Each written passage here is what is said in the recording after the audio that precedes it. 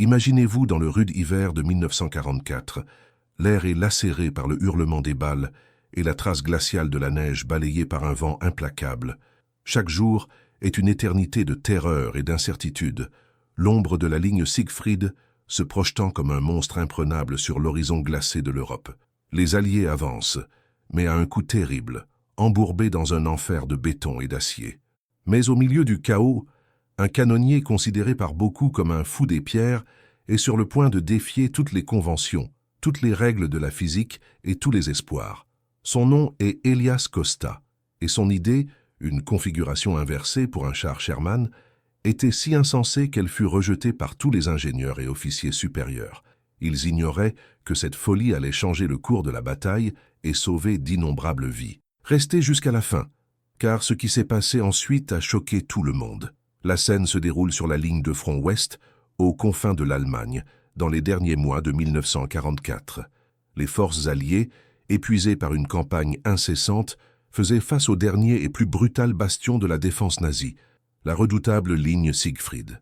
Il ne s'agissait pas seulement d'une ligne de fortification, c'était un labyrinthe mortel de bunkers en béton armé, de casemates dissimulées, de champs de mines et de défenses anti-chars complexes, le tout camouflé par le paysage hivernal et l'épaisse forêt de Hürtgen. Le problème principal était à la fois simple et d'une complexité mortelle. Comment détruire les bunkers allemands, qui étaient des cibles minuscules, n'offrant souvent qu'une fente de tir visible à des distances de 800 mètres et plus, tandis que les chars alliés étaient en mouvement. Les solutions conventionnelles échouaient lamentablement. Les chars Sherman, l'épine dorsale de l'infanterie blindée alliée, étaient robustes, mais leurs canons n'étaient pas conçus pour la précision chirurgicale requise contre ces cibles quasi invisibles. Atteindre une meurtrière de bunker à 800 mètres en mouvement était presque impossible. À chaque tentative, les chars s'exposaient à un tir anti-char dévastateur, entraînant des pertes massives de matériel et, ce qui était plus douloureux, de vies humaines. L'avance alliée stagnait et le moral baissait chaque jour de carnage.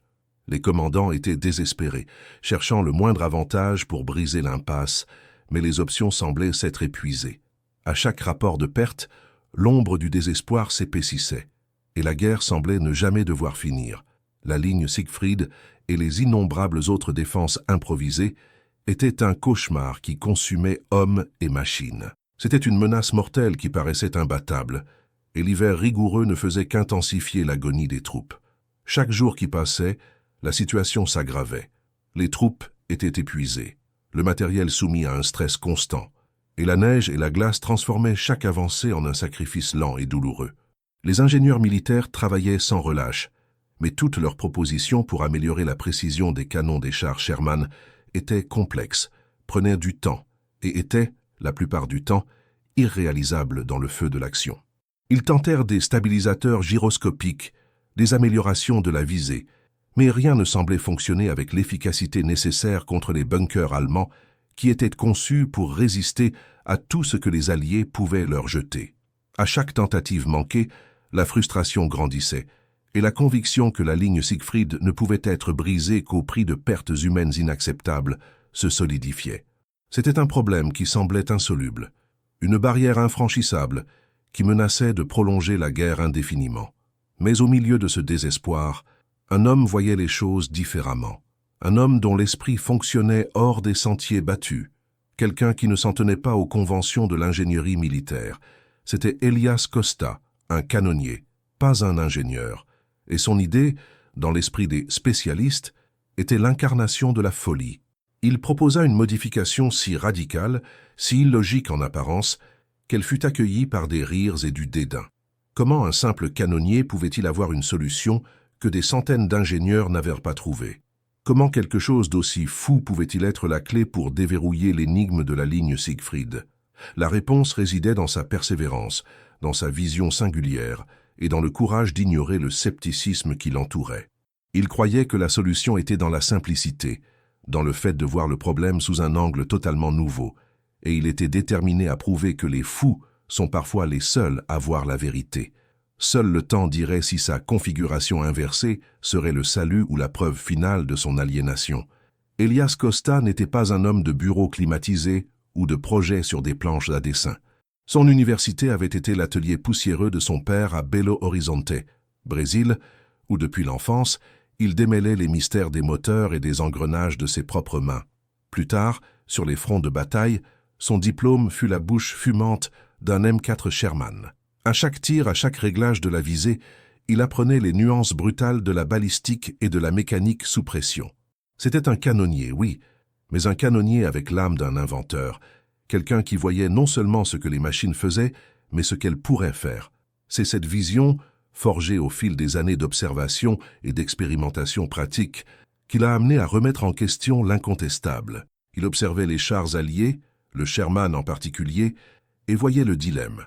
La robustesse de son blindage était indéniable, mais la précision de son canon, surtout en mouvement ou contre des cibles minuscules comme les fentes des bunkers allemands, était lamentable.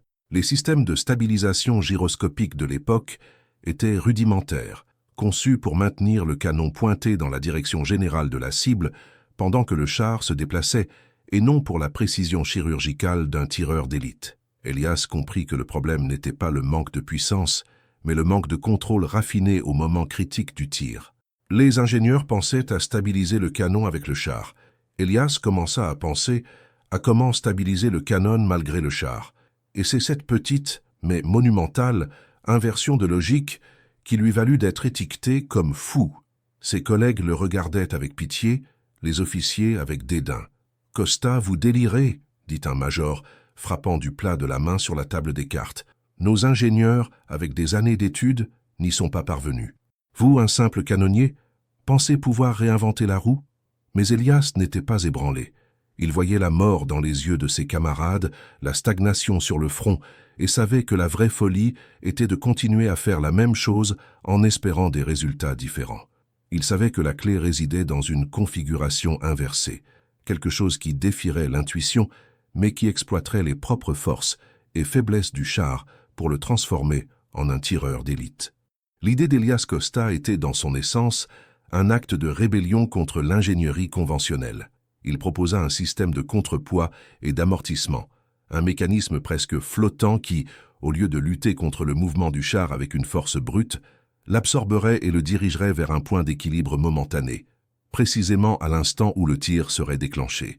Il voulait désaccoupler, d'une certaine manière, le canon du corps du char au moment crucial, permettant un ajustement fin et presque manuel que les systèmes automatiques ne pouvaient pas reproduire. La configuration inversée serait un bras articulé, monté de manière à créer un point de pivot secondaire et un contrepoids qui, actionné par un système de levier et de ressorts de récupération, permettrait au canonnier une micro-correction finale, un souffle de stabilité avant l'impact. Les matériaux, de la ferraille bien sûr, des pièces d'essieu cassées, des ressorts de suspension de véhicules détruits, des plaques de blindage tordues de chars abandonnés, tout ce qui pouvait être trouvé et réutilisé. Il passa des jours et des nuits, sous la lumière vacillante d'une lampe improvisée, dans le coin le plus isolé de l'atelier de campagne, à souder, marteler et ajuster. La chaleur du chalumeau à souder était un répit temporaire contre le froid mordant de l'hiver et l'odeur du métal brûlé, son parfum. En moins de 72 heures, les mains calleuses et les yeux injectés de sang, Elias donna forme à sa vision. C'était une structure rudimentaire, certes, mais dans sa simplicité résidait le génie. Il avait transformé un tas de détritus métalliques en une promesse d'espoir. Le risque était immense.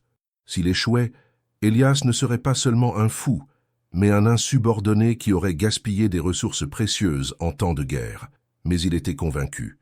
Il s'approcha du sergent Thompson, un vétéran endurci qui, bien que sceptique, avait un respect réticent pour la persistance de Costa. « Sergent, dit Elias, pointant du doigt l'étrange structure soudée au canon d'un Sherman endommagé, j'ai besoin d'une chance, juste une chance de prouver que cela peut fonctionner. La vie de nos hommes en dépend. » Thompson regarda l'invention bizarre, puis le canonnier au visage barbouillé de graisse et d'espoir, et vit quelque chose dans les yeux d'Elias qui le fit hésiter. Serait-ce de la folie, ou serait-ce peut-être la seule issue? Le sergent Thompson, avec un soupir lourd, donna la permission à contre-cœur. La vérité est qu'il n'y avait pas grand-chose à perdre.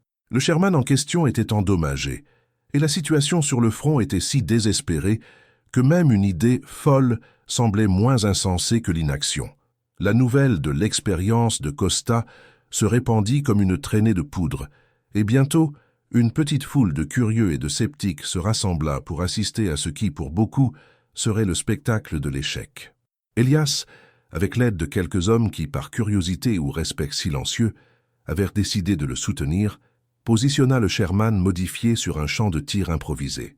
La cible, une réplique de bunker allemand avec une petite fente à environ 700 mètres de distance. La nervosité était palpable, mais la détermination d'Elias était inébranlable. Le moteur du Sherman rugit, la chenille commença à tourner, et le char avança, se balançant et cahotant sur le terrain irrégulier. Elias prit sa position à l'intérieur, les mains fermes sur les commandes de la configuration inversée, les yeux fixés sur la visée. Il attendit le moment, le balancement parfait, la coordination entre le mouvement du char et la micro-correction de son système. « Feu !» cria-t-il. Le canon tira avec un bruit assourdissant, le recul secoua le char, et tout le monde retint son souffle. La fumée se dissipa lentement, et la cruelle vérité se révéla. Le tir manqua de mètres. L'obus s'enfonça dans le sol loin de la fente du bunker. Un murmure de déception et, dans certains cas, de rires étouffés parcourut la petite assemblée. « Je l'avais bien dit » entendit-on un soldat. La folie de Costa semblait avoir été confirmée. Le major Henderson, le même qui avait ridiculisé Elias auparavant, s'approcha avec un sourire narquois. « Costa, je vous avais prévenu. C'est une mauvaise blague. Nous sommes en guerre, pas dans un cirque d'inventions farfelues. Vous avez gaspillé notre temps et, pire, notre espoir avec cette ridicule configuration inversée. » La voix du major faisait écho à la frustration de beaucoup. La pression du temps était un ennemi aussi implacable que les Allemands, et chaque ressource, chaque minute, était précieuse. Le rejet fut presque unanime. Les ingénieurs, se sentant justifiés, hochèrent la tête. « Il n'y a pas de raccourci pour la science », dit l'un d'eux, avec un air de supériorité. « Certains problèmes exigent des solutions complexes, pas des bricolages de terrain. » Elias, cependant, ne se laissa pas abattre. Il savait que le premier tir ne serait qu'un début. Il avait ressenti quelque chose, un éclair de contrôle qui n'était pas là auparavant. Le problème n'était pas l'idée, mais l'exécution, le calibrage fin, la danse précise entre l'homme et la machine. Il y avait des limitations techniques indéniables. Les ressorts de récupération n'avaient pas la tension idéale. Le point de pivot secondaire n'était pas parfaitement équilibré et le système de levier était un peu rigide. Mais, plus que tout, c'était l'inexpérience d'Elias, avec son propre système. Il avait besoin de plus de pratique, de plus d'ajustements, de plus de temps. Le temps, un luxe que la guerre ne concédait pas. La pression était écrasante. Les nouvelles du front étaient de plus en plus sombres, avec des rapports de nouvelles pertes et la stagnation persistante contre la ligne Siegfried. Chaque jour d'impasse signifiait plus de vies perdues. Elias passa les nuits suivantes de retour à l'atelier, seul sous la faible lumière d'une lampe torche. Il démonta, ajusta, ressouda. Chaque millimètre, chaque degré de rotation, chaque gramme de contrepoids fut méticuleusement recalculé et modifié. Il échangea les ressorts contre d'autres, plus robustes, trouvés sur un camion de ravitaillement abandonné. Il polit les surfaces de contact pour réduire le frottement et renforça les points de pivot. Chaque cicatrice sur ses mains était un témoignage de son obstination. Il ne dormait pas, mangeait à peine. Seule la vision de ce tir précis, de la fente du bunker détruite, le maintenait en mouvement. Le sergent Thompson, observant Elias de loin, voyait la flamme inextinguible dans ses yeux. Il ne comprenait pas la mécanique derrière la configuration inversée, mais il comprenait la passion et la nécessité. Thompson, dans un acte de défi silencieux, obtint quelques jours de permission supplémentaire pour qu'Elias utilise le Sherman endommagé, prétextant qu'il servait à des tests de réparation de routine. C'était un risque, mais Thompson croyait que, parfois, les solutions les plus désespérées venaient des endroits les plus inattendus. Elias savait que c'était sa dernière chance. Il n'y aurait plus de tests de réparation. Il devait prouver qu'il n'était pas un fou, mais un visionnaire.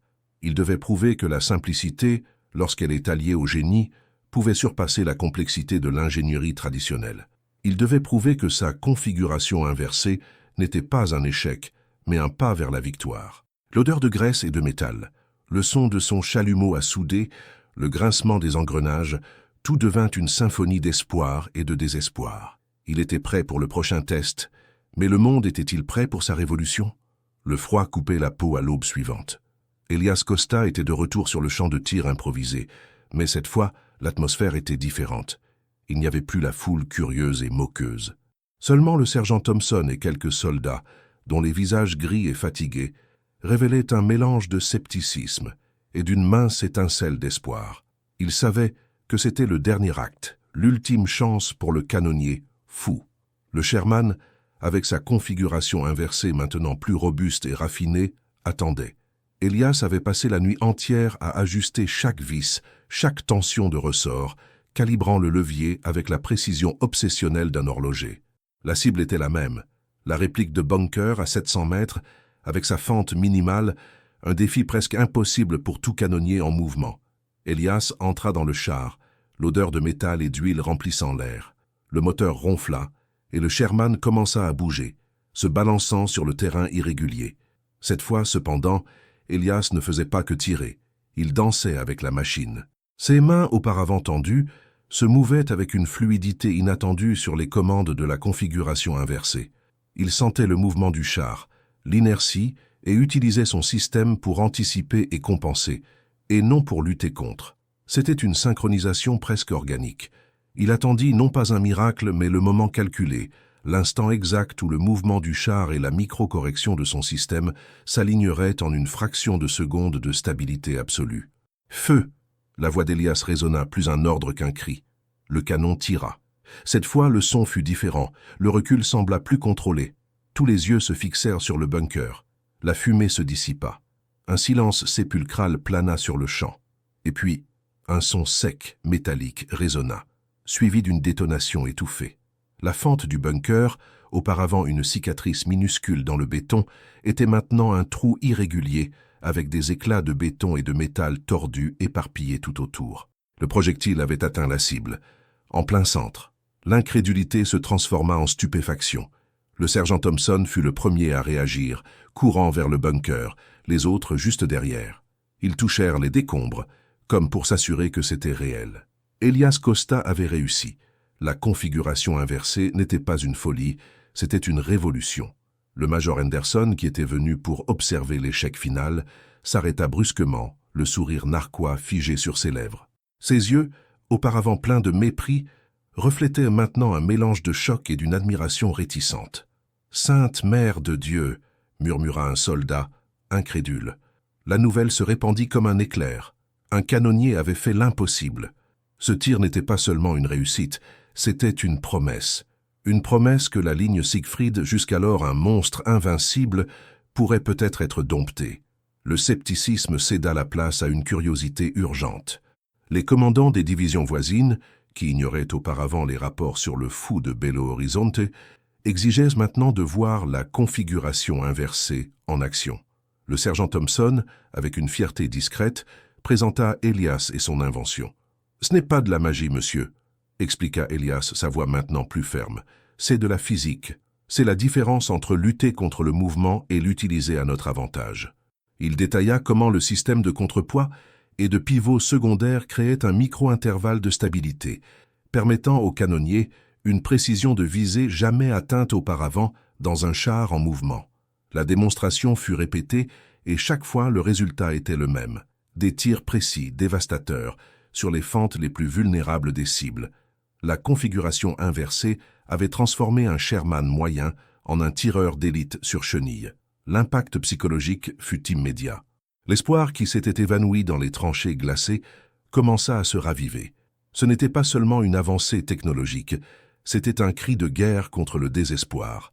Le major Henderson, maintenant visiblement ébranlé, serra la main d'Elias, un geste d'excuse silencieuse et de reconnaissance forcée. « Costa, dit-il, vous venez peut-être de sauver cette guerre. » L'urgence était palpable. La ligne Siegfried étant toujours ferme et les pertes augmentant, il n'y avait pas de temps pour la fabrication en série ou la bureaucratie. Il fallait tester la configuration inversée, là où cela comptait vraiment, sur le champ de bataille. Un plan fut élaboré à la hâte. Un peloton de Sherman, incluant le char modifié d'Elias, serait envoyé dans une section particulièrement fortifiée de la ligne Siegfried, un secteur où plusieurs attaques précédentes avaient échoué avec des pertes terribles. La mission était claire, déborder une série de bunkers qui protégeaient un pont vital. un goulot d'étranglement qui empêchait l'avancée de toute une division. Elias et son invention seraient la pointe de la lance, le dernier espoir. Le destin de l'offensive reposait désormais sur les mains d'un canonnier et de son idée folle. Le 12 décembre 1944 se leva avec un brouillard dense et un froid mordant qui semblait vouloir geler l'espoir lui-même. Le peloton de Shermans, mené par le char d'Elias Costa, avançait avec prudence à travers le paysage désolé, chaque mouvement étant une épreuve pour les nerfs. La ligne Siegfried se dressait devant, une muraille de béton et d'acier, silencieuse et menaçante. L'objectif, une série de bunkers camouflés qui gardèrent le pont sur la rivière Sauer, crucial pour l'avancée. Le silence n'était interrompu que par le grincement des chenilles et le battement accéléré du cœur des hommes. Personne ne parlait, tous savaient ce qui était en jeu. Elias était à l'intérieur de son Sherman, la configuration inversée prête. Il sentait la vibration du moteur, le balancement du char sur le terrain irrégulier, mais son esprit était concentré, sa respiration contrôlée. À travers la visée, il balayait l'horizon, cherchant les fentes minuscules, les yeux des bunkers qui leur cracheraient du feu. Soudain, un éclair sur le flanc gauche. Un char allié à l'avant fut touché par un tir anti-char explosant en une boule de feu et de métal tordu. L'attaque avait commencé. La radio explosa en statique et en cris de commandement. « Tir de couverture, mouvement et tir !» résonna la voix du sergent Thompson. Les Sherman restants ouvrirent le feu, mais leurs obus ricochaient impuissants sur les murs inclinés des bunkers ou explosaient inoffensiblement autour des fentes. La fumée et la poussière se mêlaient à la glace, créant un chaos infernal. À chaque tir allié manqué, la confiance diminuait, et l'ombre de la défaite, bien trop familière, commençait à planer. Mais Elias Costa ne désespéra pas. Il bougea, son char serpentant parmi les décombres, le canon se balançant. Il vit la fente, une ouverture presque imperceptible dans un bunker en béton à environ 850 mètres, une cible impossible pour tout canonnier en mouvement. Mais Elias n'était pas n'importe quel canonnier. Il prit une profonde inspiration, calibra la configuration inversée d'un mouvement fluide et presque imperceptible de ses mains, sentant le point d'équilibre, la pause d'une milliseconde que son système procurait. « Feu !» cria-t-il, sa voix ferme et pleine d'une conviction glaciale. Le projectile déchira l'air, un sifflement mortel, des secondes qui parurent une éternité. Puis, un éclair de lumière et une explosion assourdissante. Le bunker trembla, et la fente, auparavant un point noir, s'effondra dans un nuage de fumée et de débris. Le silence se fit un instant, un silence de choc et d'incrédulité. Elias avait touché, en plein dans le mille. Le point le plus vulnérable du bunker avait été pénétré avec une précision chirurgicale jamais vue auparavant au combat, avec un char en mouvement. « Cible atteinte, bunker neutralisé !» cria l'opérateur radio, sa voix étranglée par l'émotion. Le moral du peloton monta en flèche. Les autres chars, voyant ce qu'Elias avait fait, reprirent courage. Elias, avec un calme effrayant, visait déjà le suivant. Un deuxième bunker, un peu plus proche, mais également protégé. Encore une fois, la configuration inversée entra en action, la danse précise entre l'homme et la machine. Feu! Un autre tir, une autre explosion, un autre bunker réduit au silence. En moins de 20 minutes, Elias Costa et son Sherman modifié avaient détruit 3 bunkers qui, pendant des semaines, avaient retenu l'avancée alliée. La route était ouverte. Le peloton avança, protégeant l'infanterie qui courait pour consolider la position. Le pont sur la Sauer, auparavant inaccessible, était maintenant à portée.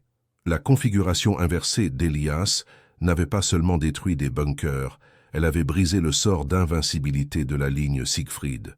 La bataille qui s'éternisait depuis des jours, coûtant des centaines de vies, fut raccourcie de manière drastique. La nouvelle de l'exploit d'Elias se répandit comme un incendie sur la ligne de front.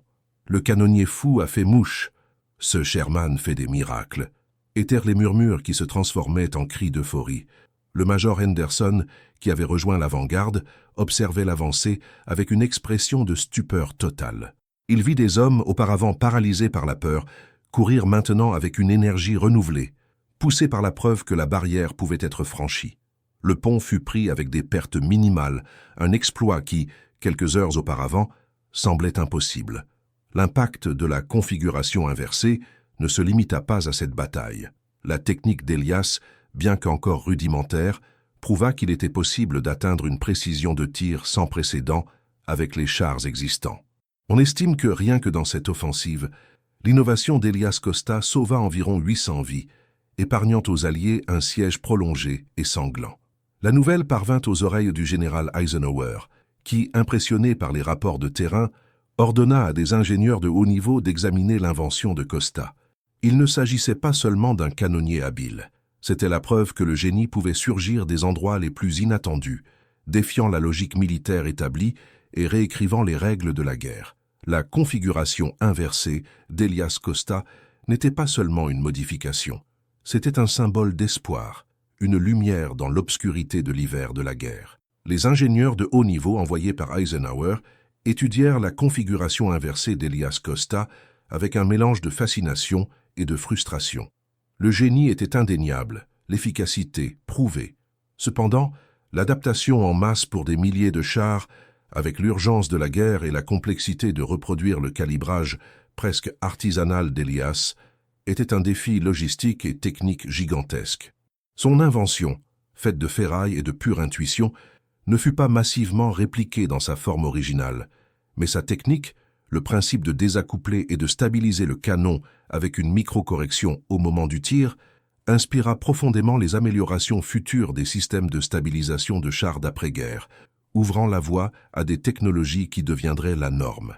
Elias Costa, le canonnier fou de Belo Horizonte, fut décoré de la Silver Star, étoile d'argent, une reconnaissance modeste pour un homme qui, avec quelques dollars de ferraille et une idée révolutionnaire, avait sauvé des centaines de vies et raccourci une bataille cruciale. Après la fin de la guerre, il rentra chez lui dans l'atelier poussiéreux de son père, où il reprit sa vie de mécanicien. Il resta humble, un héros silencieux, mais son héritage d'innovation perdura, prouvant que le génie peut venir des endroits les plus inattendus, loin des laboratoires et des brevets. Cette histoire nous enseigne des leçons intemporelles qui résonnent encore aujourd'hui. Premièrement, la persistance d'un fou peut briser des barrières que la logique conventionnelle considère comme infranchissables. Deuxièmement, les solutions simples, lorsqu'elles sont géniales, surpassent souvent la complexité de l'ingénierie traditionnelle. Troisièmement, l'innovation a un coût personnel, mais un impact collectif immense, redéfinissant le possible. Et enfin, le véritable héritage transcende les brevets et les reconnaissances formelles, résidant dans l'inspiration et les vies qui sont touchées. Le courage de penser différemment est la force motrice derrière toute grande révolution, que ce soit en temps de guerre ou de paix. Quelle folie êtes-vous prêt à embrasser qui pourrait changer le monde ?